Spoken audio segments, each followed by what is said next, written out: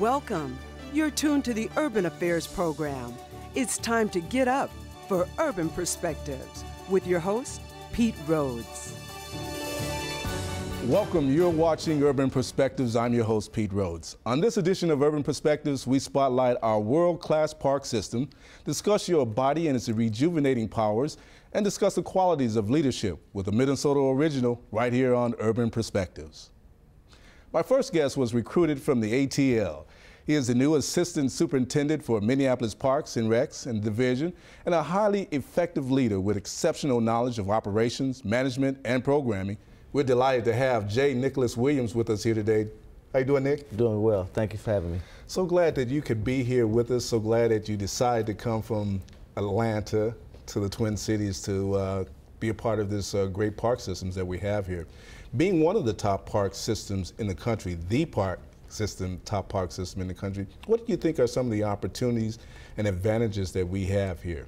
Well, being number one, you have to be careful because everybody is always trying to get you, trying to reach out, and so what we want to do is we want to remain very cognizant of the issues that we have. We want to be the number one programming for communities. We want to stay in touch with communities. We don't want to remain stagnant. We want to continue to have the best parks and recreation system in the country. We continue to improve our facilities, our programs, and our services.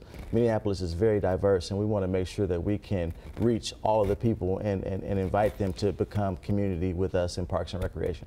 As you talked about the vitality of the park systems, there are a lot of programs that are currently at the park system that you can go to. I grew up in the park systems in the city that I came from. My parents were employees with the park system. It's a major piece for families. What do you think is necessary to draw those families there? How do you get that information out? Well, right now we have to first understand that there's so much diversity here. We cannot continue to take a cookie cutter or one size fits all approach. Families are different now, and so we have to understand the needs of the different families in the different communities. We have 50 recreation centers across the city, and we have 50 different sets of programs, 50 different sets of ideas, and so we have to continue to reach out to families, communities. A safe park is a park where people come out and enjoy themselves, and so we want to make sure that the parks are safe, and we want to have programming for adults, seniors, and kids. Were you surprised by the park system when you got here from Atlanta, seeing your park system there and comparing it with the park system here? What is the differences? One thing that makes Minneapolis very unique is the access. If you look at some of the other larger states, Florida and San Francisco, some of the primest real estate is private. If you look at Minneapolis, you have the lakes and the riverfront, and that land in front of these amenities is public land, and so there's access to amenities that's not afforded in other places of the country, and so that makes Minneapolis very unique. Now, in the park systems, I note that there are fees associated with different programs, and I was surprised at some of the fees that are associated with some of the programs. So what kind of projects or programs are available to help alleviate any financial strain that may be there? Well, right now we're working on a scholarship program so that we can make sure that no one is left out. And so based on need, you shouldn't go to a center and be turned away because of fees. Right now you can go to a center if there are fees that you can't pay. We will help to get you programmed, help to get you in the system. And so we have a scholarship program that we're working on now. Hopefully we'll be launching that at the beginning of 2015 and get some of our larger corporations, Target and Cargill, whatnot, to help sponsor some of these kids. And so, if it costs $300 or $400 to sponsor a kid for a year, we want to make sure that every kid in Minneapolis has a sponsorship so that they can participate in sports, after-school activities, character building, mentorship opportunities. And we want to get some of the other leaders in Minneapolis to come out and be mentors, be volunteers, and help embrace these kids so that we don't continue to hear some of the violent things that are happening in our city. We want to really turn these things around and make some leaders of these kids. They're dying for opportunities, and we want to help to provide them. Fantastic. Speaking of opportunities, you had the opportunity just recently to host the President of the United States, President Barack Obama, here as he stayed in our cities for a couple days and visited and presented his presentations from your parks. Absolutely. It was a wonderful experience. He was here for 2 days. He was at Minnehaha Falls Park, and I was the lead for the park board in putting that event together. So about a week out, you know, every day, Secret Service and logistics and whatnot. It was pretty amazing. Yeah. And it's, you know, Barack Obama is a wonderful president. He's very in touch. And so, you know, just making his rounds and, you know, shaking hands and talking to people, you can tell that he's very real. And engaged. And so it was a wonderful opportunity. Everybody doesn't get the opportunity to meet the president, and I was able to kind of hang out with him for 2 days. Yeah, that was fantastic. Yeah. Well, what program can we look to in closing that you highly advise or would recommend for families to take part in? Okay, we're working on a couple different programs right now. So for youth, we service about 15,000 youth. We service pretty much the same youth that are served in the public school. So we're working on a program now. It's an athletic program with the Minneapolis Public Schools. And what's going to happen is that the time between school and after school time, the public schools are going to partner with us to provide transportation to the centers. And so the first thing that's going to happen, though, we're going to have a homework session. And so to participate in after school or football or basketball, you're going to have to first have your hour of homework. So we're going to feed you, you do your homework, and then you participate in activities, and then the school bus is going to take you home. That's a and great so program. We won't lose those 4 or 5 hours when kids get out of school. So important. They'll be in our care. That is so important. Well, you're doing a great job. You've been here now 2 winners, and we're glad to have you 2 of the hard winners. But thanks for being here with us, Nick, and the great work that you're doing over at the parks. Thank you so much for having me. Thank you. Coming up, the recipient of the President's Choice and Chiropractic of the Year Awards, who is a strong advocate for drug-free, holistic health care. Find out what makes his clinic #1 choice for natural health care in the Twin Cities. Here next on Urban Perspectives.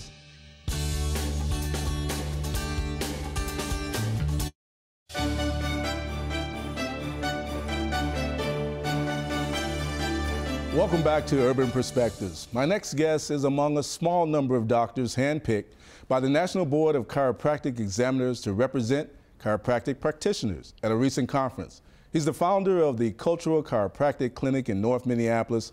Please welcome Dr. Juneau Robbins. Glad you could be here with me today, man. We've had an opportunity before to talk on screen, but it was many years ago, so I'm glad you could join us here. I appreciate you having me. Thank you. You know, viewers often see Juneau, a chiropractor, and they think that all they're there for is to stretch you out and, you know, get you to do a few exercises, look at your alignment. But there's much more involvement in that field. Can you give us a little bit of it? Oh, sure. Well, chiropractic, by definition, it's holistic health care. So no drugs, no surgery, believe in the body's own ability to heal itself. We just kind of help it along its way. The power that made the body has the ability to heal the body, and that's what we kind of teach our clients. So we do a lot of nutrition consultations, for example, weight loss, treat the person as a whole. So for example, somebody comes in, they might have a turned ankle. We're not just looking at that sprained ankle, we're looking at the person that has that sprained ankle, treat the person as a whole and affect the injury as well. So when you look at then chiropractic medicine as a whole in relationship to regular medicine that people are familiar with, it is an important aspect of the body overall. Absolutely, it's a piece of the puzzle. And one of the principal aspects of chiropractic, excuse me, is the nervous system controls every other system in the body. All the nerves in your body except for 12 come from the top of the neck down to the bottom of the low back. And from there they branch out, control the circulatory system, immune system, gastrointestinal system, you name it. So by keeping the spine in proper alignment, the nervous system functions properly with these other systems and everything functions at optimal health. Again, getting out of the body's way to heal itself. We had an opportunity to come over to your clinic. And what makes the Cultural Chiropractic Clinic unique of other clinics here in the Twin Cities? Oh, sure. Well, we have a lot of community programming as well as just the chiropractic. So again, we talked about the nutrition. We have the low-tech rehab. We also have a wellness center, Robbins Urban Wellness Retreat. And there we do a lot of lectures or community programs. For example, we partnered with the University of Minnesota not too long ago around the Super Bowl. And we had a men's lecture on colorectal health, basically colorectal cancer, preventative wellness things. got about 50 people in there and have a lecture, some education pieces prior to the actual Super Bowl. Yeah. Then you get in, you have the party, you have fun. So we're trying to educate the community about overall health, preventative and wellness things, as well as just, hey, let's work on the spine. That's fantastic. You chose North Minneapolis to establish your clinic. How important was that for you to be in the community, yet be available to all of the community? That was very important. You know, I've been doing this going on 18 years, 18 fast years. Can't believe it's been that long. Yeah. But our very first clinic was in North Minneapolis, and that's the community that supported us from the gate. And we want to be sure to support that community. And just to be an example, you know, we could have left North Minneapolis years ago, but to have the patients, the young people that come in, they see somebody, a business who's doing relatively well, who looks like me. And, you know, you give people, young people, a higher vision of themselves and what they're able to accomplish. And it's just important to be a role model that's accessible, tangible to me. When you see the field of chiropractic medicine, do you see people of color getting involved like you have in your travel and journey? It's definitely a minority within a minority type of thing. So I think there's approximately 60,000 chiropractors in the States right now, and less than 0.5% of that is African American. So I used to be the vice president of a group called the American Black Chiropractic Association, where we would travel to different cities, different states, and talk to people about chiropractic, visit with the students. But there's definitely an opportunity, not only from a professional standpoint as far as individual career, but as far as a community standpoint, as far as educating different communities what health should really be. So it's definitely something I would advocate, and I keep an open door policy and able to guide people in the right directions to these different institutions that can help with that. Well, let's talk about that then. That's fantastic. When you talk about overall health and guiding and giving people that information that they need, what would you tell the average individual on how to protect themselves currently and be holistic in their approach to just everyday living? Number one, we have to realize that we are in charge of our vessel. You know, we're raised in the vein that, hey, if something goes wrong with me, I'll go to the doctor will fix me. That's the wrong way of thinking about it. It's the things that we do now. Right. Medical science can keep us around into our 70s and 80s, but you don't want to be that grandparent that is on the ventilator, carries the oxygen, your grandkids are afraid of you. It's the choices we make in our 30s, 40s, 50s that dictate our quality of life as we go forward. You want to be a vibrant 60, a vibrant 70. And so that's the kind of conversations that we have. You're also an author, among other things. A great community individual as well. But you're also an author, and author of a book with your father, Larry Mansfield, Robbins, yes. And it had 121 tips. What was that about? The 121 tips on raising a child of color. Yeah. And we're actually coming up on the 15th anniversary of that book, believe it or not. It was about helping people, helping parents. And my father and I, we kind of got together and just started tossing these ideas around.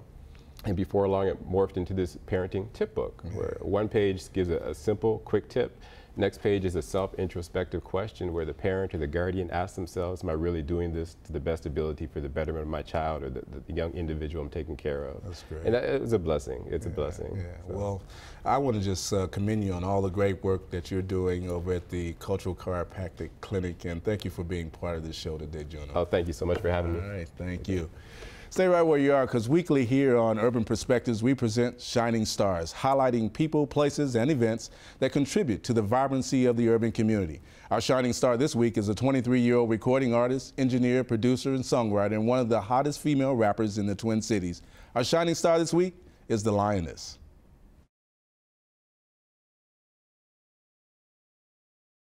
My name is Sharon Adams, aka the Lioness. I'm a hip-hop artist here in the Twin Cities.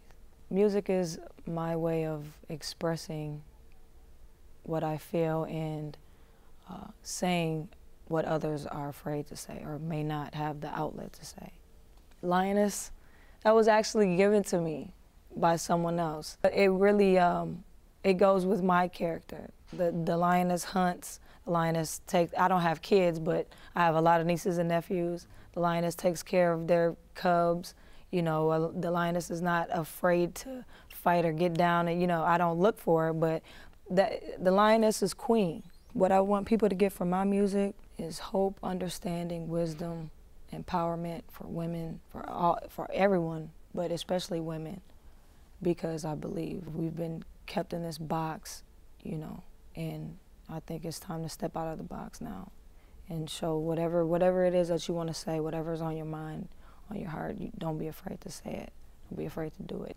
Bully came about because I was seeing a lot of young people hurting themselves, killing themselves. I mean, it was like 2 back-to-back suicides that were pretty close to home. And I just got up and just started writing the song.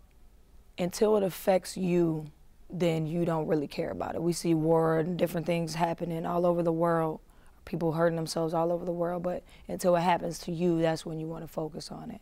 They're not weaker, but they're ignored, I believe. So I just really wanted to highlight on that because I see it. I see it and I know that it's still happening. So that's why I did Bully.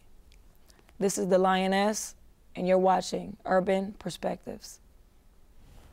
Coming up, I will talk with community leader, politician, and activist credited with stabilizing the city of Minneapolis and becoming the first minority to lead the city in its 140-year history, right here on Urban Perspectives.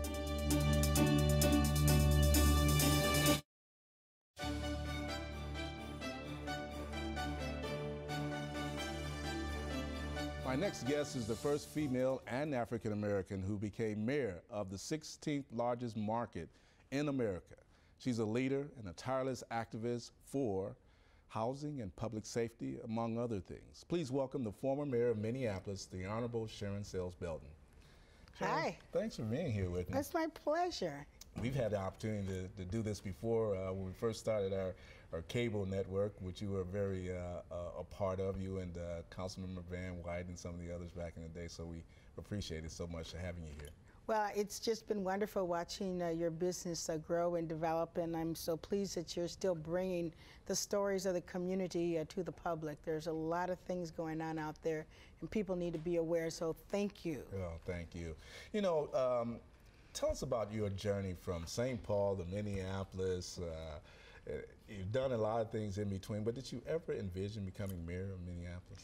You know what, I really didn't. When I first started out in my career, I was a parole officer working for the Minnesota Department of Corrections and supervising men on parole from St. Cloud Reformatory and Stillwater Prison. And I actually thought that I would have a career in the administration of corrections in the state of Minnesota. That was my vision. But alongside of doing my job every day, I was also very involved in the community. I was the activist. I was paying attention to the housing issues, the challenges that we had as women trying to find daycare. And it was that volunteer work that really led to me getting involved in politics. And I really decided and was encouraged by the community to get actively involved in City Hall and try to make a difference. So I took a shot at it, got elected to the City Council, and the rest is history. Yeah. Great job that you've done over the years while you were heading up the city.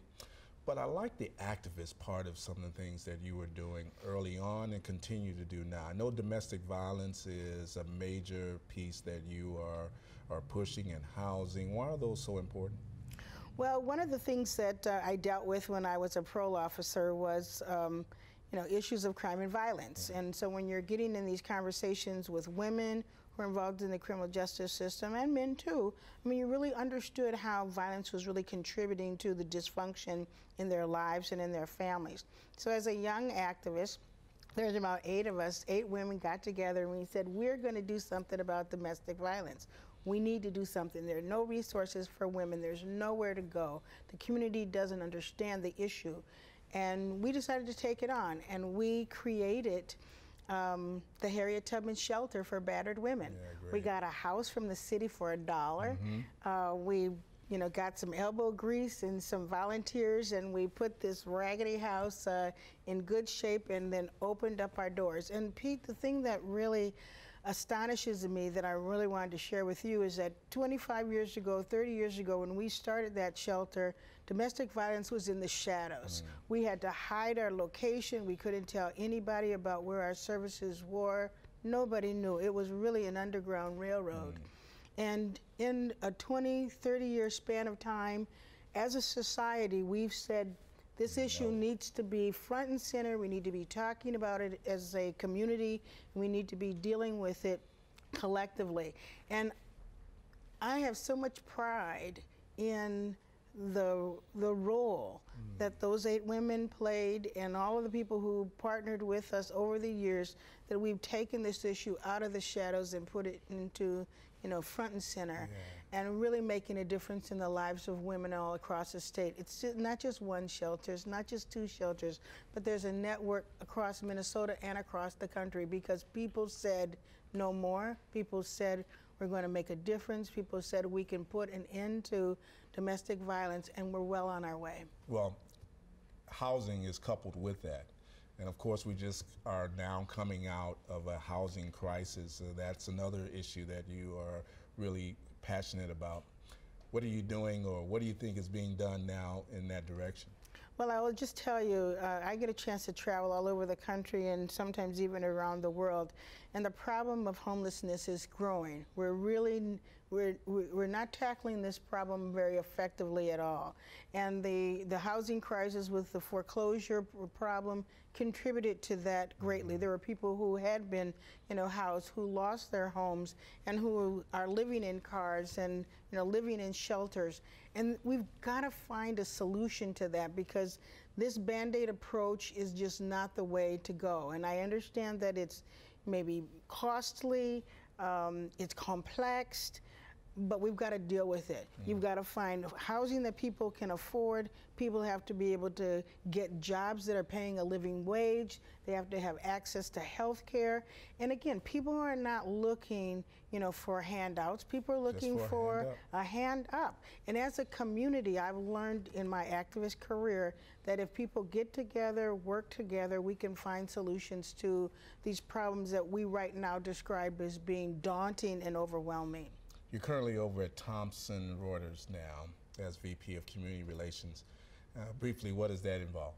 Well, I work in community relations, and I also work in government affairs. So when you have connections with elected officials across the country, then you want to be in the government affairs business, because you've got to know who to talk to and when to talk to them. So Thomson Reuters gives me that opportunity to bring their issues to governments at the federal level and at the statewide level. Now, I don't know if people know a lot about Thomson Reuters, but we're in the business intelligence business. We use information to help lawyers, tax accountants, finance and risk people, and intellectual scientists and academicians get access to information that helps them do their jobs better.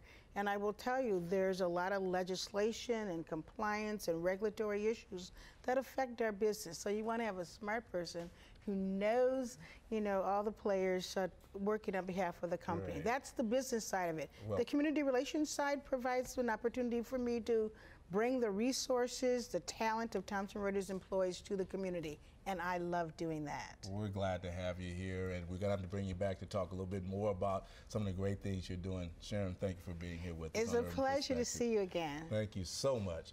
Thank you as well, our Urban Perspective audience. I'd like to thank my guests, Nick Williams, Dr. Juneau, Robbins, and of course, Sharon, Sayles, Belton. And you, the guests, you, our audience. You get up with us at Urban Perspectives, and we want you to be here with us continuously.